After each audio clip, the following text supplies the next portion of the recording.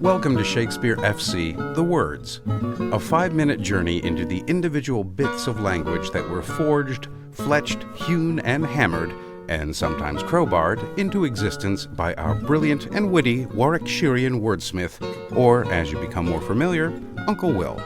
I'm your host, Kari Marshall. We humans are strange creatures.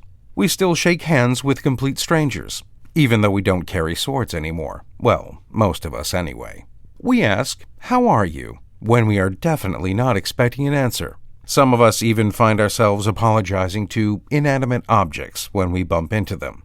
Not to mention spending an alarming amount of time pretending we understand things that we very clearly do not for fear of looking dim. Or is that just me? Again, a question that I am not looking for an answer to. We also have a rather long history of inventing customs that were designed in some cases to smooth social encounters, but which, when we are alone on the rocky shores of our island of solitude, cause us an immense amount of anxiety. Rehearsing conversations in our head, vainly attempting to decode intent and tone in texts and emails, and treat silence as a personal insult. We also seem to be the only species capable of turning attraction into a full-blown social obstacle course, complete with rules, taboos, expectations, and the ever-present fear of embarrassment. We do, however, share something with many of our fellow creatures, the need to make bonds, some lifelong, some rather more ephemeral. And this is where Uncle Will helped us by giving a name to this gloriously awkward ritual, courtship. And what better way to bring us together in knowledge? No, understanding, but we'll get there. In William's Love's Labour's Lost, our fair uncle turns from resident poet to social anthropologist, as he penned his farcical frolic of pompous poets and pretentious philosophers who vow to shun women, and then promptly swoon over the first ones they see. A quick recap of William's comic carnival of cleverness. The King of Navarre and his 3 lords have sworn a ridiculous oath to avoid women for 3 years and devote themselves entirely to study. Naturally, within 10 minutes, a group of brilliant, sharp-tongued women appear, led by the Princess of France, and the men fall in love faster than an espresso-fueled falcon.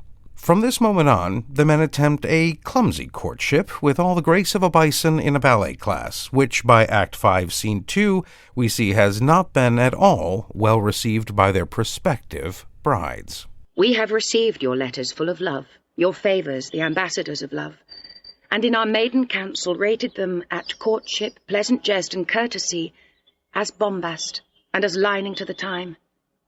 But more devout than this in our respects have we not been, and therefore met your loves in their own fashion like a merriment. Our letters, madam, showed much more than jest. So did our looks. You did not quote them, sir. Now, at the latest... And there it is, the princess dismantling courtship at the very moment the word is born, leaving the men to discover that eloquence without honesty is not even close to the best policy. Courtship, as you will cleverly have spotted, is made up of 2 words, court and ship. Court comes from the Latin cors, originally referring to an enclosure or a yard. Then through the Old French cour, referring to a royal assembly or the king's household. In the Middle English, it was applied to a royal or noble household as well as a judicial tribunal, and eventually in reference to aristocratic behavior. Adding ship simply a state of being, quality, or office. Think friendship, leadership, and courtship. The quality of behaving in a courtly manner. How does it end, you ask? Well, if I deprived you of the pleasure of discovery and rapturous delight of finding out for yourself, that wouldn't be very courtly, now would it?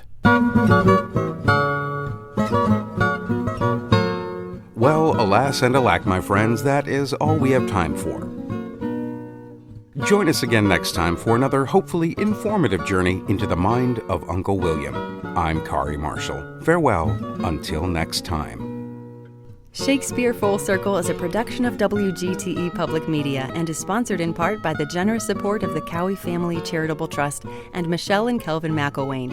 All previous episodes are available at wgte.org/sfc and wherever you get your podcasts.